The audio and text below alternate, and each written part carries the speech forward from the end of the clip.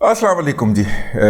اس طرح میں ایک واقعہ ہوا ہے، ایک نہیں واقعات کی سیریز ہے جڑاں کے اندر، جس میں مسیحی عبادت گاہوں کے اوپر حملے کیے گئے ہیں۔ تقریباً 4 کے قریب یہ عبادت گاہیں جو ہیں ان کی بے حرمتی کی گئی ہے، ان کو آگ لگائی گئی ہے، اور وہاں پہ انجیل مقدس جو ہے جو کہ مسیحیوں کی مقدس کتاب ہے، اس کو بھی اس کی بھی بے حرمتی کی گئی ہے۔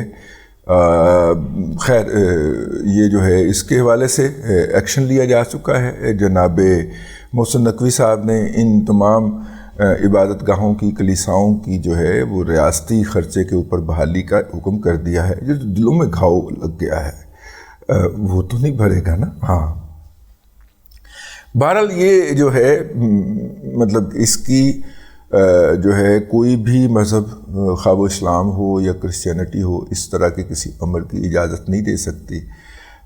اس نے ہمارا جو ہے وہ امیج عالمی سطح کے اوپر بھی ڈیمیج کیا ہے، بلکہ اس نے پاکستان کا وہ کیس بھی مزید کمزور کر دیا ہے۔ جو ہے وہ جو ہم اسلاموفوبیا کے حوالے سے بات کرتے تھے، اور اس ایک واقعے نے پاکستان کو بھارت کے برابر لا کے کھڑا کیا ہے۔ اس میں جو پازیٹیو اس طرح کے پہلو میں کیا بات ہوتی ہے، لیکن اس میں جو ایک بچت ہے پاکستان کی کہ اس میں کوئی انسانی جان نہیں گئی۔ اور یہ جو 2 مین افراد جو ہیں جو لوگوں کو مسجدوں میں اعلانات کر کے ابھارتے رہے ہیں اور جن کی ویڈیوز بھی شیئر کی گئی ہیں، وہ پولیس کے قابو میں آ چکے ہوئے ہیں۔ تقریباً 34 کے قریب اور بھی فرد پکڑے گئے ہیں۔ لیکن یہ ہوتا کیوں ہے؟ برِ صغیر سب کانٹیننٹ کے اندر اس کی ایک روایت رہی ہے۔ ظاہر ہے 1947 سے پہلے اگر ہم جائیں تو جن صوبوں کے اندر کانگریس کی وزارتیں بنی تھی، میں تھوڑا سا ہسٹوریکل پرسپیکٹو بیان کرنا چاہ رہا ہوں۔ جن صوبوں کے اندر کانگریس کی وزارتیں بنی تھی، ان صوبوں میں مسلمان چونکہ جو بھی خوشحال مسلمان تھے ان کے خلاف جو ہے حملے شروع ہوتے ہیں، ریاستیں اس کی سپورٹ کرتی ہیں، مسلم لیگ جو ہے وہ اس کے لیے آواز بلند کرتی ہے، قائد اعظم کے بیانات ریکارڈ کے اوپر ہیں۔ اور یہ 1946 کے الیکشن تھے میرا خیال ہے، تو اس کے اندر جو ہے کہتے ہیں جی وہ وزارتیں جو تھی اس کی وجہ سے جو تھا وہ پاکستان کا بننا مزید آسان ہو گیا، کیونکہ کانگریس نے پراپرلی بیہیو نہیں کیا۔ اچھا، اس کے بعد پاکستان بنتا ہے نا 1947 میں، تو انڈیا سے مہاجرین آتے ہیں لٹے پٹے، اس سے پہلے بڑے سکون کے ساتھ نا آمد و رفت ہو رہی ہوتی، لیکن جیسے انڈیا سے مہاجرین آتے ہیں ہماری والی تاریخ یہی بتاتی ہے، تو وہ لاشوں سے بھری ہوئی گاڑیاں آتی ہیں۔ اب تو خیر ہم نے اس کو ایک مووی کے اندر ڈاکومنٹ بھی کر دیا، تو وہ آگے کہانیاں سناتے ہیں اور نتیجے کے طور پہ یہاں کے مسلمان بھی مشتعل ہو جاتے ہیں۔ لاہور کے اندر 2 کریکٹر تھے، میں بوجود ان کا نام نہیں لے رہا کیونکہ ان کے ورثہ ابھی تک زندہ ہیں یہاں پہ اور عیاشیوں کی زندگی گزار رہے ہیں۔ 2 فیملیز تھیں، ان کے سربراہ جو تھے وہ 2 کریکٹر تھے، بڑے افیکٹو پولیٹیکل تھے اس وقت، جنہوں نے اس وقت حملوں پہ ابھارا کہ آپ بھی جانے والے ہندوؤں اور سکھوں کے اوپر مسلح اور آرگنائزڈ طریقے سے حملے کریں، اور پھر اس کے بعد لاہور سے پھر یہ آگ جو تھی یہ پورے پھر لہندے پنجاب کی طرف پھیل گئی، اور پھر ٹرینیں بھی لوٹی جانے لگیں اور یہ سارا کچھ، اور لوگوں کو قتل کیا جانے لگا۔ لیکن وہ دونوں کریکٹر جو ہیں انہوں نے اس پوری امبروگلیو کے اندر اتنی بڑی جائیدادوں پہ قبضہ کیا کہ آج بھی ان کے بچے جو ہیں وہ یہاں پہ شاہانہ زندگی گزارتے۔ خیر ویسے وہ رہے ہی نہیں ان کے بچے ادھر، وہ کینیڈا، امریکہ اور وہاں پہ جا کے سیٹل ہو گئے، لیکن اس کے کرائے ورائے جو ہیں آج بھی ان سے وہ وہاں پہ شاہانہ زندگی گزارتے ہیں۔ وہ ایسٹس پہ بہت زیادہ قبضہ کیا۔ میں جس طرف آپ کو لانا چاہ رہا ہوں، اچھا جی، سیالکوٹ والا انسیڈنٹ نکال کے، کہ سیالکوٹ والے انسیڈنٹ کے اندر وہ جو سری لنکن سٹیزن تھا وہ یہ کہتا تھا کہ جناب وقت پہ آیا کرو، کام کیا کرو، یہ ہے وہ ہے، تو چونکہ وقت پہ ہم نے نہیں آنا تو ہم نے اس کے اوپر الزام لگا دیا۔ یہ ایک قومی رویہ ہے ہمارے دیہاتی علاقوں کے اندر، آپ جائیں گے تو یہ بہت زیادہ آپ کو رویہ ملے گا وہاں پہ، کہ اپنی وہ چودھری تیری بھین بھی تو نس گئی سی ہے نا، وہ آپ نے وہ لطیفہ سنا ہوا کہ چودھری صاحب نے ایک مراسی کو اپنے جو پٹھے ہوتے ہیں نا، وہ فصل اگائے جاتے ہیں نا، چارہ اگایا جاتا ہے، تو وہ چارہ ذرا کھیت میں ہوتا ہے، کھیت دور ہوتا ہے، تو وہاں پہ چوری کر رہا تھا، وہ چوری سے کاٹ رہا تھا، ٹھیک. تو چودھری صاحب کے کرندوں نے پکڑ لیا، اس کو لے کے آئے. تو چودھری صاحب نے کہا کہ وہ اس کو ڈانٹا واٹا کہ تم کیا کرتے ہو، یہ تم چور ہو، مانگ کے لے لیا کرتے ہیں، تمہیں پہلے نہیں دیتے ہم، یہ ہے وہ ہے. تو وہ کہنے لگا، مراسی کہنے لگا، چودھری تیری بہن بھی نس گئی سی نا، مطلب آپ کی ہمشیرہ محترمہ جو تھیں وہ بھی تو اپنی مرضی کے مرد کے ساتھ گھر سے چلی گئی تھیں اور جا کے انہوں نے شادی رچا لی تھی. اب یہ اس طرح کا آرگومنٹ ہوتا ہے.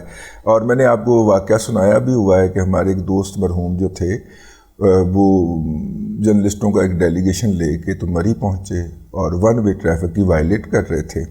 تو وہاں پہ پولیس والے نے روک لیا. جب پولیس والے نے کہا کہ نہیں چلان تو ہوگا کیونکہ بڑے سخت احکامات ہیں، تو وہ گاڑی سے نیچے اترے اور نیچے اترتے ہی انہوں نے پولیس والے کو تھپڑ مارا اور کہا اس نے قائد اعظم کو گالی دی. اس کے بعد وہ پولیس والا بیچارہ ڈی سی او تک اپنی صفائیاں دیتا رہا کہ میں نے پولیس والے کو گالی نہیں دی، لیکن یہ صاحب جو تھے، یہ رویہ ہوتا ہے. یہ شہری علاقوں میں بھی پایا جاتا ہے. میں نے کہا میں کہیں دیہاتی یا لوگ جو ہے برا نہ منا جائیں، ہماری جرنلسٹ کمیونٹی کا کارنامہ سر یہ ہے جی. مطلب اسی طرح اگر آپ دیکھ لیں شانتی نگر کا واقعہ جو ہے، وہاں پہ ہمارے جو مسیحی جو تھے وہ ون وے اور دا ادر ان کی زمینیں سونا اگلنا شروع ہو گئی تھیں، وہ فائنینشلی اسٹرانگ ہو گئے تھے، تو اب محنت تو اتنی نہیں کر سکتے کھیتوں میں جتنی وہ کرتے تھے کہ زمینیں ان کی بھی سونا اگلیں.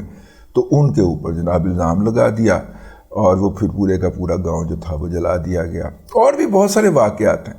وہاں پہ ایک فیکٹر جو ہے وہ بڑا کامن ہے. یہ صرف ادھر والے پنجاب کی بات نہیں ہے، برما میں چلے جائیں.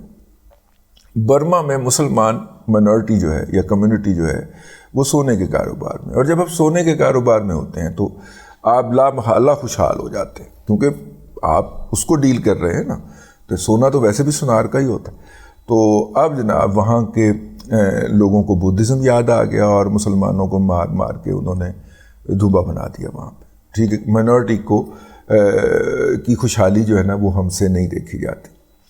تو پاکستان کے اندر جتنے بھی واقعات ہیں قیام پاکستان سے پہلے سے بھی اور اس کے بعد بھی وقتاً فوقتاً ہوتے رہتے ہیں، اور اس کے اندر بیسیکلی یہ والی ڈسکریپنسی ہوتی ہے. جو محنت کر کے امیر ہو رہا ہوتا ہے یا اپنی مہارتوں کے باعث یا نظام کو سمجھنے اور نظام کو ایکسپلائٹ کر کے آگے بڑھنے کے باعث جو بندہ جو ہے وہ خوشحال ہو رہا ہوتا ہے یا امیر ہو رہا ہوتا ہے یا امیر تر ہوتا جا رہا ہوتا ہے، اس سے خام خواہ جو ہے ایک جیلسی پیدا ہو جانا، جیلسی فیکٹر آ جانا ایک قدرتی امر ہے. لیکن اس سے یہ چھین لیا جائے اور اس کو دوبارہ زیرو کر لیا جائے، اس کے لیے جو کامن فیکٹر پایا جاتا ہے وہ یہی ہے جو میں نے آپ سے عرض کیا ہے کہ اس کے اوپر ایسا الزام لگایا جائے کہ جس الزام کی صفائی دینے کی نوبت آنے سے پہلے وہ لٹ چکا. اب یہ دوسرا واقعہ ہے جس میں یہ دیکھ رہا ہوں کہ جو مسلمانوں کی جو اعلیٰ ہستیاں ہیں یا جو اعلیٰ مسلمانوں کی جو مقدس کتاب ہے اس کے بارے میں ایسی گفتگو کی گئی ہے جس کی کوئی لاجک سمجھ نہیں آتی.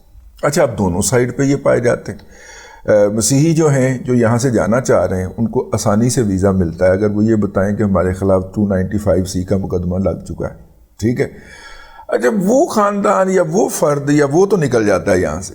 لیکن پاسٹر کا بیٹے کے اوپر الزام ہے نا، تو پاسٹر کے بیٹے کو تو ویسے بھی بڑی آسانی سے ویزا مل جانا چاہیے یار ان ممالک کا جہاں پہ وہ ہے. اگر وہ تھوڑا بہت بھی وہاں کے میرٹس کے اوپر کوالیفائی کرتا ہو تو اس کو تو بڑی آسانی سے یہ ویزا مل جانا ہوتا ہے. اب لیکن ہوگا کیا کہ وہ جا کر یہ جو ہاریبل داستانیں جو ہیں جو کہ کچھ ہوں گی جو بنائی جائیں گی وہ جا کے وہاں پہ بیان کرے گا اور اس کے نتیجے کے اندر اس کو وہاں پہ وظیفے کے اوپر پالا جائے گا. اس نے وہاں پہ بھی جا کے کام نہیں کرنا، یہاں پہ بھی اس نے کام نہیں کیا ہوتا یا کام کرنا ہوتا یا محنت کرنی ہوتی ہے. میں اب ان کی سائڈ کی دوسرا پہلو بیان کر رہا ہوں.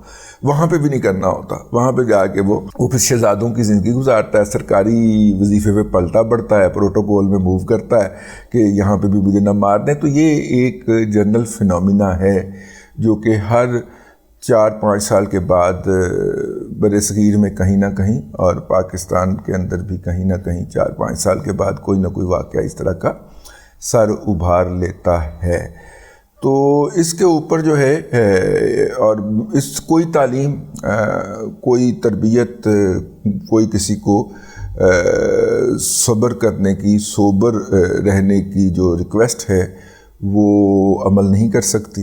اگر ہمارے پڑھے لکھے لوگ جو ہیں ان کے اندر یہ سینس ہوتی تو یہ جو فیشن کے کپڑوں کی دکانوں کے اوپر سالانہ سیلز لگتی ہیں، وہاں پہ جس طرح خواتین جو ہیں وہ ڈنگروں کی طرح انٹر ہو کے اور جس طرح ایک دوسرے کے بال نوچتے ہوئے اور ایک دوسرے کو کچلتے ہوئے سستے کپڑوں کے لیے لڑ رہی ہوتی ہیں، وہاں پہ ہماری پڑھی لکھی کلاس جو ہے وہ تو زیادہ لالچی ہو کے پڑھتی ہے نا۔ جب اسے ایسٹ پیسہ نظر آ رہا ہو سامنے تو وہ تو زیادہ اس سے پڑھے گی۔ بہرحال یہ میرا تجزیہ تھا۔ اس واقعے کے پیچھے معاشی، اقتصادی اور مالیاتی پہلو ڈھونڈے جائیں تو یہ آسانی سے مل سکتا ہے۔ اس کا واحد حل یہی ہے کہ لا کو انفورس کیا جائے، ایکولی انفورس کیا جائے اور پورے دھڑلے کے ساتھ کیا جائے۔ اور میرا مطلب ہے کہ جو قانون ہے وہ اگر قرآن مجید فرقان حمید کی بے حرمتی کرنے کے اوپر لاگو ہوتا ہے، یہاں پہ جو انگریز بنا کے گیا تھا 295، تو باقی کتب کے اوپر بھی ویسے ہی لاگو ہوتا ہے اور اسے ہونا چاہیے۔ قانون سب کے لیے برابر ہونا چاہیے۔ ان کی مقدس کتاب ہے اور اس کا اگر مسیحیوں کی مقدس کتاب ہے تو اس کا فیصلہ وہ کریں گے کہ وہ ان کے لیے کتنی مقدس ہے۔ ہمارے پاس یہ کوئی جواز نہیں ہے کہ ہم کہیں جی اس کے اندر بڑی تحریفات ہو چکی ہیں لہٰذا اس کی بے حرمتی جو ہے وہ ہمارا مذہبی حق بن گیا تھا۔ دس از ناٹ فیئر، یہ نہیں ہو سکتا۔ وہ ان کی مقدس کتاب ہے تو وہ فیصلہ کریں گے کہ ان کی مقدس کتاب ہے یا نہیں، ٹھیک ہے نا۔ مطلب ہم یہاں پہ جو ہے وہ جو نئی نسل وجود میں لائی گئی ہے سوشل میڈیائی، وہ بڑے فخر کے ساتھ کہ جی وہ اس کے اندر تو تحریفات ہو چکی ہیں، یہ آپ کا نقطہ نظر ہے نا۔ ان کے لیے تو وہ مقدس ہے جس طرح آپ کے لیے قرآن مقدس ہے۔ مائنورٹی مائنڈ سیٹ سے نکل آئیے اے میرے مسلمانوں۔ بر صغیر کے اندر آپ 500 سال مائنورٹی مائنڈ سیٹ میں رہے ہیں، اب اس سے نکل بھی آئیے یار۔ 75 سال ہو گئے ہمیں الگ ہوئے اور ہم میجورٹی مسلم کنٹری ہیں، تو ہمیں میجورٹی کی طرح تھنک کرنا چاہیے۔ میجورٹی دوسروں کو پروٹیکٹ کرتی، میجورٹی جو ہوتی ہے وہ مائنارٹیز کو ایسے کر کے پروٹیکٹ کرتی ہے، اور آپ جو ہیں ہمیشہ مائنارٹیز کو پڑ جاتے ہیں، کیونکہ مائنارٹیز جو ہوتی ہے وہ اگریسو ہوتی ہے اور دوسروں کے خلاف لڑنے کے لیے ہر وقت تیار رہتی ہے۔ ادھر سے بھی ہوتی ہوں گی، میں اس بات کو انہیں کوئی کلین چٹ نہیں دے رہا ہوں۔ ان کے بچوں کو بھی شارٹ کٹ نظر آتا ہے باہر جانے کا، ٹھیک ہے۔ ان کے بچوں کو بھی پرمٹ کے اوپر لے کے شراب بیچ کے امیر ہونے کا اور کچھ کام نہ کرنے کا جو ہے وہ جنون ہو سکتا ہے، لیکن میرا مطلب ہے کہ ہمیں ایز اے میجورٹی بھی تو محتاط ہونا ہوگا نا، ٹھیک۔ بس یہ کچھ عرضداشت تھیں، ہو سکتا ہے آپ کو اس کی بہت ساری باتوں سے اتفاق نہ ہو۔ اتفاق اگر نہ ہو تو نیچے آ کے لکھ دیجیے گا۔ اللہ تبارک و تعالیٰ آپ کو آسانیاں عطا کرے اور آسانیاں خلق خدا میں تقسیم کرنے کی توفیق عطا کرے۔